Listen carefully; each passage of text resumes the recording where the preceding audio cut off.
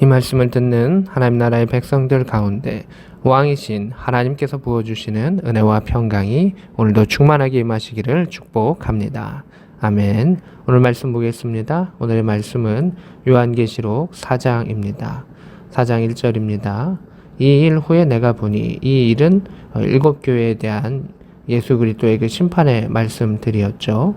그것을 그 일 후에 내가 보니 하늘에 열린 문이 있는데, 이렇게 되어 있습니다. 하늘에 문이 열려 있는 것을 보게 되고, 내게 말하던 나팔 소리 같은 그 음성이 이르되 이리로 올라오라.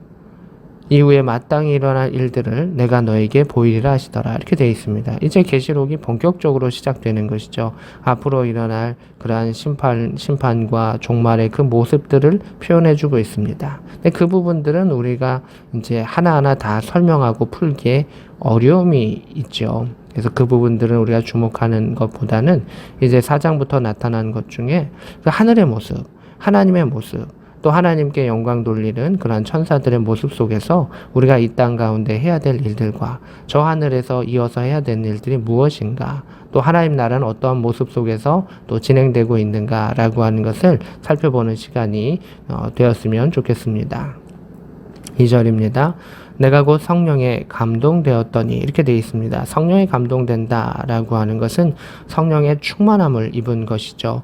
성령께서 우리의 임재하여 주시고 우리의 내재 그 속에서 그 우리를 이끌어 주시는 것이죠. 우리가 우리 뜻대로 가는 것이 아니라 성령과 함께, 또는 성령께서 우리의 전부를 주관해 주시고 또 책임져 주시고 이끌어 주시는 것을 성령 충만 또는 성령 감동이라고 성경은 표현하고 있습니다. 보라, 하늘에 보좌를 베풀었고 그 보좌 위에 앉으신 이가 있는데, 이렇게 되어 있습니다.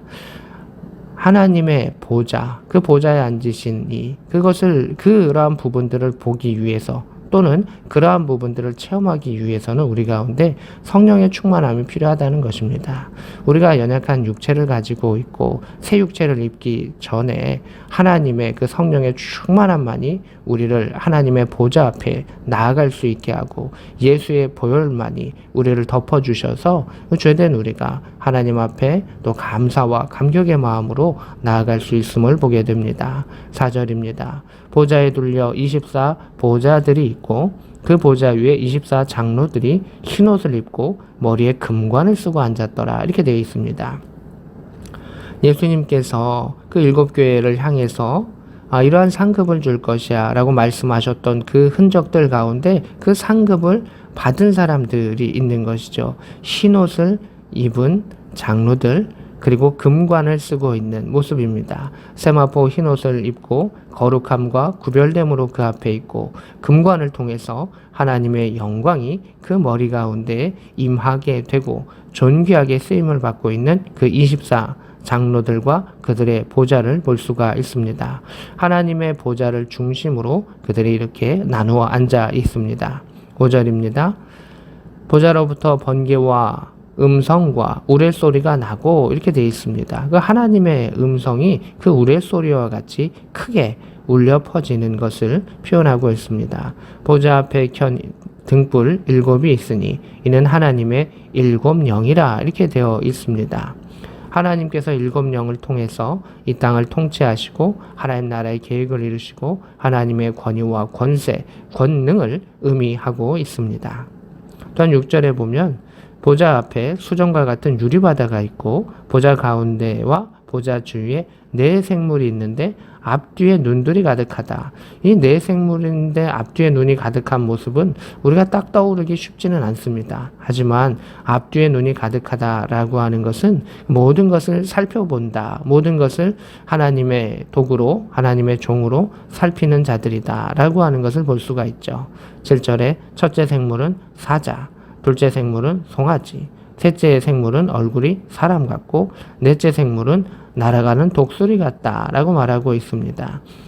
여기서 나타나는 그 생물들의 모습은 다니엘서나 예언서에 나타나 있는 그런 생물들의 모습과 유사합니다. 그래서 예언서가 하나의 것으로 그냥 끝나는 것, 구약은 구약으로, 신약은 신약으로 끝나는 것이 아니라 하늘의 모습과 환상을 보았기 때문에 그 안에 있었던 것들이 그냥 비유로만 끝나는 것이 아니라 일치되어서 또 비슷하게 나아가는 모습도 있다라고 하는 것을 보게 됩니다. 8절입니다. 내 생물은 각각 6날개를 가졌고 이렇게 되어 있습니다. 이사야서에 나와 있던 이 그룹들, 그 그룹을 이제 천사들이라고 우리는 표현하고 있기도 하는데 그 천사들 그 그룹들은 6날개, 3쌍의 날개를 가졌다라고 또 성경은 기록하고 있습니다. 그 안에 그 안과 그 주위에 눈들이 가득하더라. 그들이 밤낮 쉬지 않고 이르기를 거룩하다 거룩하다 거룩하다 주 하나님 곧 전능하신 이여 전에도 계셨고 이제도 계시고 장차 오실 이시라. 이렇게 되어 있습니다. 하늘나라에서 천사들 그 그룹들이 밤낮 쉬지 않고 하는 것이 있는데 무엇일까요? 하나님을 찬양하는 것이죠. 어떻게 찬양하냐면 거룩하다 거룩하다 거룩하다 라고 하면서 이 3번을 이야기하죠. 완전하게 거룩하신, 온전하게 거룩하신 그 지존하신 그 하나님의 거룩함을 먼저 높이고 있습니다. 그 다음에 높이는 것이 무엇이냐 하면 전능하신 이여 이렇게 말하고 있습니다. 하나님의 거룩하심과 하나님의 전능하심을 나타내고 있습니다. 또 그 다음에 말하고 있는 것은 이전에도 계셨고 이제도 계시고 장차 오실 이시라. 이게 뭘까요? 영원하시다라고 하는 것입니다. 그래서 하나님의 성품은 거룩하시다. 능력은 전능하시다. 그리고 하나님은 영원하시다라고 하는 것입니다. 이것을 천사들이 계속해서 찬양하며 하나님을 높이는 것이죠. 거룩하신 하나님, 전능하신 하나님, 영원하신 하나님, 그 하나님을 높입니다. 천사들의 노래가 그 천국 가운데, 하나님 나라 가운데 울려 퍼짐을 보게 됩니다. 9절입니다. 그 생물들이 보좌에 앉으사 세세토록 살아계시는 이에게 이렇게 말하고 있습니다. 여기서도 세세토록 살아계시는 이, 영원하신 이에게 영광과 존귀와 감사를 돌릴 때 이 찬양의 내용이 무엇인가? 영광의 내용들, 또 하나님의 존귀하심의 내용들, 또 하나님께 감사한 내용들이 찬양으로 하나님께 올려진다라고 하는 것입니다. 이 땅 가운데 예배가 귀한 것은 무엇입니까? 하나님께 영광을 돌리는 것이고 그 존귀하신 하나님을 높이는 것이고 그것을 경배라고 하죠. 또 하나님께서 우리를 구원하신 그 부분에 대해서 우리는 기쁨 가운데 감사를 드리죠. 천국에서 행하는 그 모습이 이 땅 예배 가운데서도 동일하게 이루어지는데 예배가 훈련이라면 천국에서 우리가 직접 드리는 하나님께 찬양을 드리는 것, 영광을 돌려드리는 것, 그것은 실전이다라고 볼 수가 있을 것입니다. 10절입니다. 이 24장로들이 보좌에 앉으신 이 앞에서 엎드려, 이 엎드리다라고 하는 것도 경배를 의미하죠. 나를 낮추고 하나님을 높이는 것, 경배이지요. 세세토록 살아계시는 이 영원하신 이에게 경배하고, 이 경배라고 하는 단어가 다시금 나타나면서 경배는 하나님 앞에 엎드려서 하나님을 올려드리고 찬양하는 행위다라고 하는 것이고, 예배의 주 모습은 이것입니다.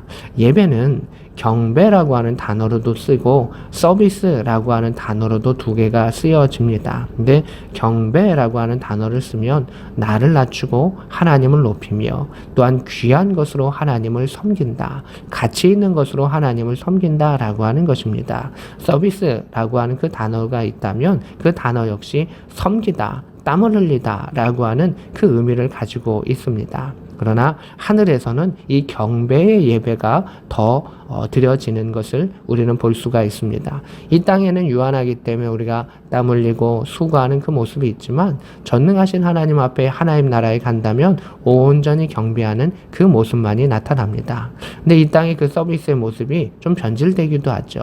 우리가 하나님을 섬기고 또 경배하는 그것이 아니라 오히려 교회 안에서 섬김을 받고 좋은 찬양을 하나님께 올려드리는 것이 아니라 찬양대의 좋은 찬양을 내가 듣기만 하고 취하기만 한다면 그것은 우리가 바른 예배의 모습, 경배의 모습도 섬김의 모습도 아니라는 것입니다. 말씀을 들을 때도 마찬가지고요. 또 예배 가운데 기도가 있을 때도 마찬가지고요. 모든 것들은 우리가 함께 하나님께 올려드리는 것이죠. 그 올려드림이 온전해지고 그 거룩하신 하나님 앞에 나아갔을 때 그 하나님은 영광을 받으시기에 합당한 존재로서 그것을 받으신다라고 하는 것을 볼 수가 있습니다.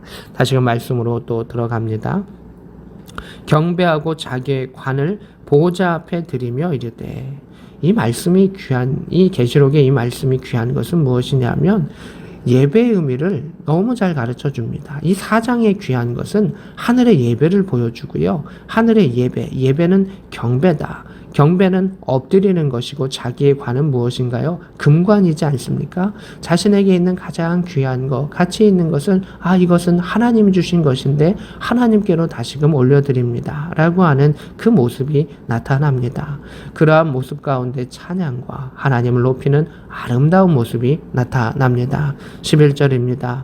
우리 주 하나님이시여 하나님을 자신의 주인으로 섬기면서 영광과 존귀와 권능을 받으시는 것이 합당하오니 주께서 만물을 지으신 자라 이렇게 말하고 있습니다. 앞에서는 영광과 존귀와 감사였고 여기서는 영광과 존귀와 권능입니다. 그래서 권능이 표현된 것은 하나님의 능력을 높여드리는 것이죠. 그래서 우리 안에 하나님께 영광을 돌리는 것, 하나님을 높이는 존귀, 감사, 그의 능력을 높이는 그러한 권능을 높여드리는 것, 이 모든 것들이 다 예배에 필요한 또 찬양과 기도 가운데 중요한 요소다라고 하는 것을 보게 됩니다. 또한 주께서 만물을 지으신 자라 영원하시고 천지를 창조하신 그 하나님에 대한 부분이 계속해서 표현되고 있고 만물이 주 뜻대로 있었고 또 지으심을 받았나이다. 모든 것이 하나님의 계획이 있고 하나님께서 새 하늘과 새 땅도 창조하시는 이시다 라고 하는 것을 고백하고 있습니다. 사랑하는 성도 여러분, 계시록에 여러 가지 어려운 부분들이 있죠. 우리가 그 부분들은 쉽게 풀 수도 없고 또 이해하기도 어렵습니다. 그러나 주님께서 하늘의 예배의 모습들을 가르쳐 주시고 또 경배라고 하는 거 이렇게 하나님께 경배하면서 예배들을 드리는 것이야 라고 했었던 그 흔적들을 찾아가면서 우리의 이 땅에서 드리는 예배를 온전하게 만들어 간다면 우리는 저 하늘에서도 더 나은 예배를 하나님께 올려드릴 수 있을 것입니다. 이 땅 가운데 하나님이 원하시는 예배, 하나님을 높이는 예배, 하나님께 영광 돌리는 그 예배를 통해서 하나님 기뻐하시는 자로 이 땅의 평화를 누릴 수 있는 저 하늘의 상급을 받을 수 있는 존귀한 성도 될 수 있기를 우리 구주 예수 그리스도의 이름으로 축복합니다. 아멘.